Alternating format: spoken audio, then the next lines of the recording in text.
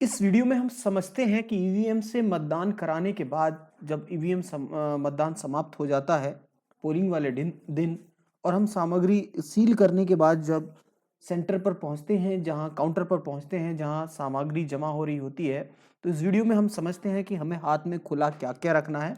इस वीडियो में समझ लेते हैं कि क्या क्या चीज़ें हमें हाथ में खुली रखनी है और क्या क्या चीज़ें हमें बंद या मोहरबंद देना है। सारा इसमें समझ लेते हैं। तो यहाँ सबसे पहले आपको दिखाई पड़ रहा होगा कि सामग्री जमा करने के लिए जो हमें खुला देना है हाथ में, उसको समझते हैं। सबसे पहले समझ लेना है कि हमें एक रिसीट मेमो जो मिलती है सामग्री जमा करने वाली, उसको दो प्रतियों में भरना है। दो प्रतियों में क्यों भरना है? एक जमा हो जाती है एक सेक्टर मजिस्ट्रेट के पास और एक हमारे पास रहती है, तो दो प्रतियों में रहना है इसको, दो प्रतियों में। सबसे पहला है सीलबंद ईवीएम।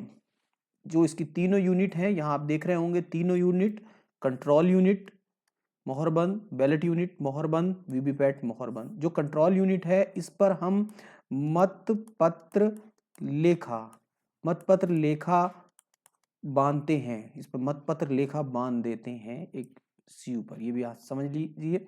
दूसरा होता है मतदाता रजिस्टर, प्रारूप 17A। ये प्रारूप 17A सांविधिक लिफाफों में जाता है, तो इसमें आप समझ लीजिए, मैं आपको समझा देता हूँ। ये यदि इस तरह से इसका लिफाफा होगा, ऐसा लिफाफा होगा, तो इसको सील रहता है, तो आप यहाँ लाख से सील कीजिए, यहाँ सील कीजिए, यहाँ सील कीजिए, यहाँ सील कीजिए और ऊपर से इसको खुला रहने दीजिए, क्योंकि इसको खुला मांगते हैं। इसको इतनी जगह से सील कर दीजिए क्योंकि इसको खुला मांगते हैं हाथ में। फिर यहाँ तीसरा जो मतपत्र लेखा है और पेपर सील लेखा है, जिसको हम 17C बोलते हैं, ये दो प्रतियों में लेते हैं खुला। एक बंधा हुआ होता है कंट्रोल यूनिट पे, खुला लेते हैं, ये भी आप समझ लीजिए। फिर यहाँ आप समझ लीजिए कि पीठासीन अधिकारी की जो घोषणाएं होती हैं, मतदान प्रारंभ की, मतदान अंत की, मतदान समाप्ति या क्लोज बटन वाली या बीच में कोई भी घोषणा, उसको वो खुला लेते हैं। पीठासीन अधिकारी की जो डायरी है, नंबरिंग वाली डायरी और सादी डायरी, ये दोनों डायरियां जो हैं वो खुला लेते हैं हाथ में। पीठासीन अधिकारी की 16 बिंदु पर्यवेक्षक रिपोर्ट खुला लेते हैं। PS05 दो प्रतियों में जो इंग्लिश में भरा जाने वाला प्रपत्र है, इसको भी वो खुला लेते हैं। दौरा सीट, विजिट सीट, जो विजिटर आते हैं उसको भी वो खुला लेते हैं। मॉक पोल प्रमाण पत्र खुला लिया जाएगा। मॉक पोल के अंतर्गत जो स्लिप निकलती हैं, वीवीपैट के जो ड्रॉप बॉक्स में स्लिप गिरती हैं, उनको जो हम प्लास्टिक के बॉक्स में बंद करते हैं, उसको भी वो खुला लेते हैं। जो ब्रास सील होती है, ब्रास सील को वो खुला लेते हैं। ये सामग्री हाथ में खुली ली जाएंगी। अप्रयुक्त या क्षतिग्रस्त कोई भी सील है, किसी भी प्रकार की ABC संशोधित है, पिंक पेपर है या स्पेशल टैग है, उन सब को वो खुला लेते हैं। ये ध्यान रहे। 13 मैंने इसलिए लिया है कि कोई भी ऐसा प्रमाण पत्र जो आपको बनाना पड़े, जैसे यदि आपकी ईवीएम खराब हो जाती है तो बैटरी चेंज करनी पड़ती है, तो जैसे यहाँ हमें वोटर को 49MA यानी टेस्ट वोट के लिए घोषणा दी है, तो उसको हमने हाथ में लिया है। कोई भी स्पेशल केस होता है तो उसको वो हाथ में लेते हैं।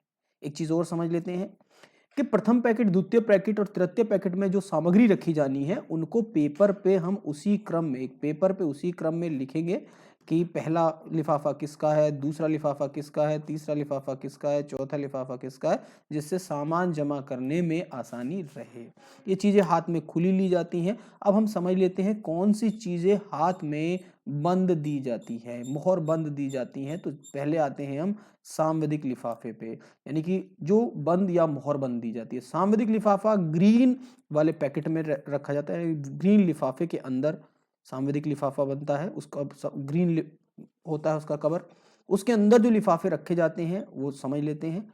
चिन्हित प्रति, जो जिसका प्रभारी प्रथम मतदान अधिकारी होता है, चिन्हित प्रति, वो उसमें, उसका लिफाफा उसमें रहता है। सीलबंद, लाख से सील रहता है। ये प्रारूप 17A मतदाता रजिस्टर, मैंने बताया खुला लेंगे आप उसको, जैसे सील करना है आप उसको देख लीजिए, मैंने समझा दिया है। मतदाता पर्चियों का मोहर बंद लिफाफा रहेगा इसके अंदर। अप्रयुक्त टेंडर्ड बैलेट का मोहर बंद लिफाफा रहेगा। अप्रयुक्त, यदि प्रयुक्त होते हैं, प्रयुक्त कोई टेंडर वोट आता है, निविदत मत आता है, तो वह और उनकी सूची बंद, सील बंद रहेगी। यदि नहीं आता तो इसमें नील की पर्ची डाली जाएगी, नील की पर्ची रहती है, यदि यानी कि लिफाफे 5 ही बनेंगे। इसके बाद द्वितीय पैकेट पीले रंग के कवर में रखा जाता है, उसके ऊपर असम वैदिक लिखा होता है, जैसे इसमें लिखा है असम वैदिक, और उसमें जो लिफाफे होते हैं आप उसी लिफाफे के ऊपर भी लिख सकते हैं कौन कौन से लिफाफे इसके अंदर, यानी कि ये कौन कौन से लिफाफे इन्वेलप कंटेन करता है। तो ये निर्वाचक नियमावली की चिन्हित प्रति से अलग जो प्रतियां हैं उनका लिफाफा। प्रारूप 10 में जो मतदान यानी पोलिंग एजेंट की जो नियुक्ति वाले प्रपत्र हैं रखे जाते हैं उसका लिफाफा असम वैदिक में। ईडीसी यानी कि ईडीसी जो है ये आप समझ लीजिए, ईडीसी वाला लिफाफा जो इलेक्शन ड्यूटी सर्टिफिकेट है, यदि कोई है तो रखा जाएगा, नहीं है तो इसमें नील की पर्ची रखी जाएगी, लिफाफा बनेगा अवश्य।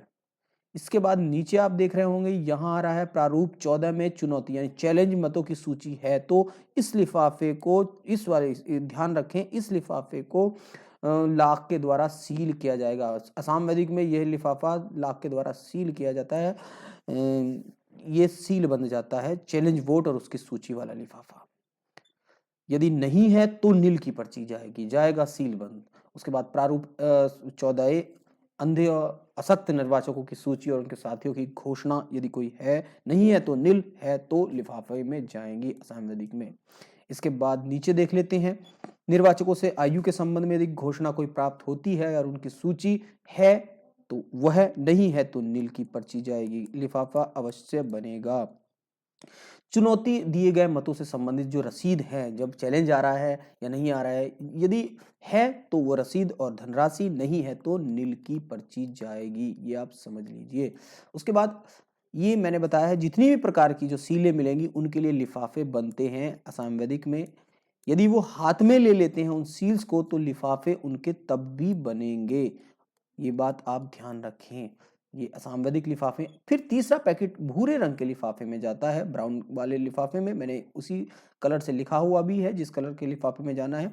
तो इसमें पीठासीन की जो डायरी मिलेगी आपको वो जानी है, जो ईवीएम की मशीन की जो निर्देशिका मिलेगी वो जानी है, अमिट स्याही की सीसी जानी है। इसमें नीचे और देख लेते हैं, स्टाम्प पैड, निवेदित मतपत्रों को चिन्हित करने के लिए एरो क्रॉस मोहर जो है वो जाएगी, अमिट स्याही के लिए कप वो जाएगा, वो जो कप वगैरह मिलता है। चौथा पैकेट नीले रंग के लिफाफे में जाता है, उसके अंदर जो कंटेन रहता है अन्य जो भी सामग्री बची है, जो दवाई है, जो भी कुछ बचता है, पेन पेंसिल, वो चौथे पैकेट में चला जाता है। तो इस तरह से आप समझ गए होंगे कि मतदान समाप्ति के बाद आपको क्या चीजें हाथ में देनी है काउंटर पर, क्या चीजें बंद देनी है, और इन चीजों को भी समझ लीजिए। ये जो पैकेट आपने दिए हैं, मान लो आपने यहाँ, मैं आपको यहाँ समझा देता हूँ कि हमारा पैकेट ए, यहाँ पैकेट है ए, इसके नीचे पैकेट हमारा बी आ गया, जब हमने सामान की चेकिंग करवा दी बी, और ए और बी पैकेट वो वहीं लेंगे, फिर हो सकता है सी और डी कहीं और ले रहे हो, तो इनको हम एक रस्सी या सुतली से बांध देते हैं, बांध कर इसके ऊपर से इस तरह से सुतली लपेट देते हैं और तब हम उसको सबमिट करते हैं। इस तरह से इलेक्शन कराने के बाद इस तरह से आपको सामान जमा करना है, हाथ में, खुला, बंद, जैसे है वो पूरी प्रोसेस मैंने आपको बता दी है। Thank you for watching this.